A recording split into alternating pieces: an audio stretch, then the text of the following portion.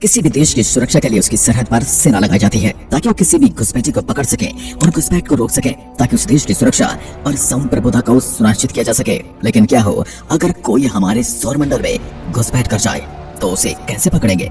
आप बिल्कुल सही समझे। अगर किसी और तारे की दुनिया से कोई ऑब्जेक्ट हमारे तारे की दुनिया यानी हमारे सौरमंडल में आ जाए यानी घुसपैठ कर दे तो हम उसे कैसे पकड़ पाएंगे? आज हम ऐसी एक घुसपैठी की बात करने वाले हैं जिसका नाम है ओमुआमुआ। क्या हमारे साइंटिस्ट ओमुआमुआ को कभी पकड़ पाएंगे? 11 जनवरी 2022 को कॉर्नेल यूनिवर्सिटी की वेबसाइट पर एक आर्टिकल के पब्लिश होने के बाद सभी के दिमाग में ये सवाल घूम रहा है। अब इस मिशन का नाम है प्रोजेक्ट लायरा, जिसे साल 2028 में लॉन्च किया जाएगा और 2054 तक ये ओमुआमुआ को पकड़ने में कामयाब हो जाएगा। 2054 वही साल होगा जब ओमुआमुआ आखिरी बार सोलर सिस्टम की बाउंड्री में रहेगा। लेकिन अब सवाल ये उठता है कि आखिर वैज्ञानिक ओमुआमुआ के पीछे इतने पागल क्यों रहे हैं? तो दोस्तों ये कहानी शुरू होती है 14 अक्टूबर 2017 को, जब पृथ्वी के 2 करोड़ 40 लाख किलोमीटर दूर एक अननोन ऑब्जेक्ट गुजरता है जिसे हम ऑब्जर्व नहीं कर पाते। लेकिन इस घटना के 5 दिन बाद 19 अक्टूबर को हवाई के पैन स्टार्स टेलीस्कोप से इसे डिस्कवर कर लिया जाता है। अब इस विशालकाय टेलीस्कोप में 140 करोड़ पिक्सल वाला एक एडवांस डिजिटल कैमरा लगा हुआ है। डिस्कवरी का क्रेडिट दिया जाता है कैनेडियन एस्ट्रोनॉमर रॉबर्ट वरिक को। उस समय तक ये पृथ्वी से 3 करोड़ 30 लाख किलोमीटर दूर निकल चुका था। जब इस ऑब्जेक्ट को बार बार देखा गया तो ये लाइट से ज्यादा कुछ नहीं था। पहली बार इसके मूवमेंट को ट्रैक करके वैज्ञानिकों ने यह अनुमान लगाया कि करीब 400 मीटर लंबा है और 131 मीटर चौड़ा होना चाहिए। लेकिन आखिरकार ये ऑब्जेक्ट था क्या? वैज्ञानिकों का मानना था कि ये कोई एस्ट्रॉइड या कॉमेट है जो धरती के करीब से गुजरता रहता है। लेकिन जब पृथ्वी के टेलीस्कोप से इसे ध्यान से देखा गया था, पता चला कि न तो ये एस्ट्रॉइड था और न ही ये कोई कॉमेट था। अब इस चीज का रंग लाल था जैसे आउटर सोलर सिस्टम के ऑब्जेक्ट का होता है। इसकी रोटेशन स्पीड भी एस्ट्रॉइड की तरह ही थी। अब जिस तरह से ये मूवमेंट कर रहा था वैज्ञानिक इसे कॉमेट्स एज्यूम करने लगे। पर जब कॉमेट्स इनर सोलर सिस्टम से होकर गुजरता है तो हमें उसके पीछे एक लंबी पूंछ देखने को मिलती है और इसका राउंड कॉमा भी दिखाई देता है। लेकिन हमारा अननोन ऑब्जेक्ट ऐसा बिल्कुल भी नहीं था। यह हमारी हर एक परिभाषा को फेल कर रहा था। ये 2.5 लाख किलोमीटर प्रति घंटा की इनक्रेडिबल स्पीड से सूरज से दूर जा रहा था, जैसे मानो सूरज की ग्रेविटी का इस पर कोई कंट्रोल ही नहीं है। दरअसल ये ऑब्जेक्ट हमारे सोलर सिस्टम का था ही नहीं, बल्कि ये तो कहीं और से आया था। अब सोलर सिस्टम के बाहर से आए इस मेहमान का नाम रख दिया गया ओमुआमुआ, यानी दूर से आया एक मैसेंजर। जब इसे एस्ट्रॉइड एज्यूम किया गया तो इसका नाम A2017U1 रखा गया और कॉमेट्स एज्यूम करते समय इसका नाम C/2017U1 रखा गया। लेकिन इस इंटरस्टेलर ऑब्जेक्ट के लिए वैज्ञानिकों को एक नई कैटेगरी लॉन्च करनी पड़ी जिसका नाम रखा गया 1I2017U1। ओमुआमुआ एक इंटरस्टेलर ऑब्जेक्ट तो बन चुका था, पर इस समय तक इसको लेकर कोई खास थ्योरी नहीं दी जा रही थी। साल 2019 में जब दूसरे इंटरस्टेलर ऑब्जेक्ट 2I बोरिसोव को देखा गया तब उसकी स्पीड और ट्रेजेक्टरी ऑब्जर्व करने के बाद ये स्पष्ट हो गया कि ओमुआमुआ सिर्फ सोलर सिस्टम के बाहर का ऑब्जेक्ट नहीं है, बल्कि हमारी सोच के भी बाहर का ऑब्जेक्ट है। अब कुछ लोगों ने ये दावा किया कि इसके पीछे से रॉकेट की तरह गैस निकलती है।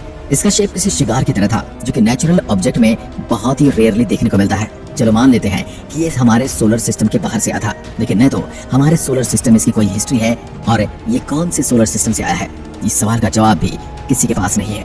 ये कैसा दिखता है, इसकी उम्र कितनी है और किन चीजों से मिलकर बना है, आज तक कोई टेलीस्कोप इसका पता नहीं लगा पाया। इसका कारण है इसकी इनक्रेडिबल स्पीड जो इसको मिस्टीरियस बनाती है। अब साल 2019 में हार्वर्ड यूनिवर्सिटी के प्रोफेसर ऑफ साइंस एवीआई लियोब ने दावा किया कि ओमुआमुआ कोई नेचुरल ऑब्जेक्ट है ही नहीं, बल्कि ये तो एक एलियन स्पेसक्राफ्ट है, शायद एक लाइट सेल स्पेसक्राफ्ट जो कि रेडिएशन प्रेशर की मदद से आगे की ओर बढ़ता है। वैसे दोस्तों ये लाइट सेल स्पेसक्राफ्ट नहीं हो सकता, क्योंकि लाइट सेल स्पेसक्राफ्ट को सूरज से आने वाली लाइट की फोटोज से पुश मिलता है और इसके लिए इसकी विड्थ 1 मिलीमीटर से ज्यादा नहीं होनी चाहिए। पर किसी एक्स्ट्रा टेरेस्ट्रियल एलियन सिविलाइजेशन के द्वारा भेजा गया कोई एडवांस स्पेसक्राफ्ट हो सकता है जो शायद हमें इंसानों पर नजर रखने के लिए स्टेशन से भेजा गया हो, या फिर ये भी हमारे वॉयजर स्पेसक्राफ्ट की तरह हमारी एलियन सिविलाइजेशन को अपनी मौजूदगी के बारे में बताने की कोशिश हो सकती है। वैसे वॉयजर 1 और वॉयजर 2 भी आज से कई लाख साल बाद ऐसे ही सोलर सिस्टम से गुजरने वाले हैं और वहां रहने वाले एलियन को कंफ्यूज करने वाले हैं। दोस्तों ओमुआमुआ की मिस्ट्री का यहीं पर अंत नहीं होता। साल 2021 में 2 एस्ट्रोफिजिसिस्ट ने दावा किया कि ओमुआमुआ कोई एलियन स्पेसक्राफ्ट नहीं है, बल्कि एक हाइड्रोजन आइसबर्ग है। दोस्तों, आपने नेबुला के बारे में सुना ही होगा, जो कि विशालकाय गैस क्लाउड होते हैं जिसमें सोलर सिस्टम का जन्म होता है। हमारा सोलर सिस्टम भी एक नेबुला से ही बना है।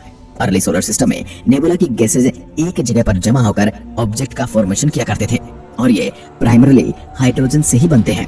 अब दूर किसी नेबुला में यही खेल चल रहा होगा कि जिसे किसी अननोन इवेंट ने बिगाड़ दिया और हाइड्रोजन के उस विशालकाय गोले के टुकड़े कर उसे दूर तक फैला दिया। ये मैं नहीं कहता, बल्कि दो एस्ट्रोफिजिसिस्ट डेरिल सेलिगमैन और ग्रेगरी लाफिंग कहते हैं। वैसे ही एक टुकड़ा ओमुआ भी हो सकता है। ये आइडिया भले ही आपको स्ट्रेंज लग रहा होगा, लेकिन ओमुआ की स्ट्रेंज मोमेंट और स्पीड को ये परफेक्टली डिफाइन कर सकता है। अब कुछ वैज्ञानिकों का ये भी कहना है कि नाइट्रोजन का बना हो सकता है, क्योंकि नेपच्यून और प्लूटो जैसे प्लेनेट के सरफेस भी नाइट्रोजन से बने हैं। जब इन प्लेनेट से कोई टुकड़ा टूटकर अलग होता है तो यह सूरज की ओर आता है, तो लगातार अपना नाइट्रोजन कंटेंट लूज करता जाता है और फिर बहुत हल्का और अनयूजुअल शेप हो जाता है। अब क्या पता ओमुआ भी ऐसे ही किसी नाइट्रोजन रिच एक्सोप्लैनेट से टूटकर सोलर सिस्टम में आ गया हो। अब आपके दिमाग में ये सवाल आ रहा होगा कि ओमुआ आखिर है कहाँ? तो आपको ये जान लेना चाहिए कि हमसे इतनी दूर जा चुका है कि इंसानों द्वारा बनाया गया कोई भी टेलीस्कोप इसे नहीं देख सकता। वैज्ञानिकों का मानना है कि अपनी एक्स्ट्रा ऑर्डिनरी स्पीड से अब तक प्लूटो के ऑर्बिट के करीब पहुंच चुका होगा। और फिलहाल ये पेगासस कॉन्स्टेलेशन डायरेक्शन में प्रोसीड कर रहा है। एस्टिमेट लगाया जा रहा है कि साल 2054 तक ये ऑब्जेक्ट सोलर सिस्टम को पूरी तरह से छोड़ देगा। अगर हम इसकी मिस्ट्री को डिकोड करना चाहते हैं तो हमारे पास इतना ही समय है। अब यहीं पर एंट्री होती है प्रोजेक्ट लायरा की।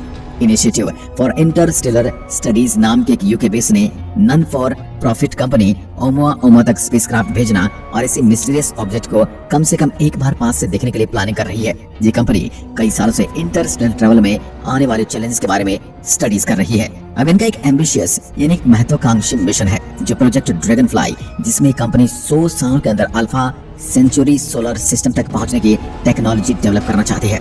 जस्ट फॉर क्लैरिफिकेशन, हमारा क्लोजेस्ट स्टार प्रोक्सिमा सेंचुरी भी अल्फा सोलिटरी सिस्टम का हिस्सा है, जिसकी हमसे दूरी है 4.24 प्रकाश वर्ष, यानी कि लाइट को भी यहाँ तक पहुँचने में 4 साल 3 महीने का समय लग जाता है। तो फिर इंसान यहाँ 100 साल के अंदर कैसे पहुँच सकता है? फिलहाल इस इम्पॉसिबल टास्क को करने के लिए हम लाइट की स्पीड से करीब 30% स्पीड से ट्रेवल करना होगा, और ये काम वही टेक्नोलॉजी कर सकती है जो एक समय ओमुआ को माना जा रहा था। यह बात हो रही है लाइट सेल स्पेसक्राफ्ट की। इनिशिएटिव फॉर इंटरस्टेलर स्टडीज यानी कि I4IS इसी टेक्नोलॉजी को डेवलप करने में लगी है। लाइट सेल रेडिएशन प्रेशर से चलती है। जब सूरज के फोटोज इसके सरफेस पर पड़ते हैं तो ये इसको पुश करते हैं और काफी ज्यादा स्पीड से आगे बढ़ जाती है। फिलहाल दोस्तों, हम आने वाले 5 से 10 सालों में इस टेक्नोलॉजी को लॉन्च नहीं कर सकते, लेकिन अगर हमें ओमुआ तक पहुंचना है तो हमें इस इम्पॉसिबल टास्क को पूरा करके दिखाना होगा। वैज्ञानिकों की कैलकुलेशन कहती है कि अगर 2027 से 2032 के बीच हम कोई बिगिनर लेवल लाइट सेल को ओमुआ की डायरेक्शन में भेज सकते हैं, तो इसका सोलर सिस्टम छोड़ने से पहले हम उस तक पहुंच जाएंगे और तब हम इसे ऑब्जर्व भी कर पाएंगे। आपको क्या लगता है कि वैज्ञानिक इसे पकड़ पाएंगे और करीब से इसका अध्ययन कर पाएंगे? और क्या यह ब्रह्मांड के और भी अनेकों रहस्य खोलने वाला है? अपनी जिज्ञासा हमें कमेंट में लिखकर जरूर बताएं। एक बार फिर मिलते हैं, तब तक के लिए नमस्कार, जय हिंद, जय भारत।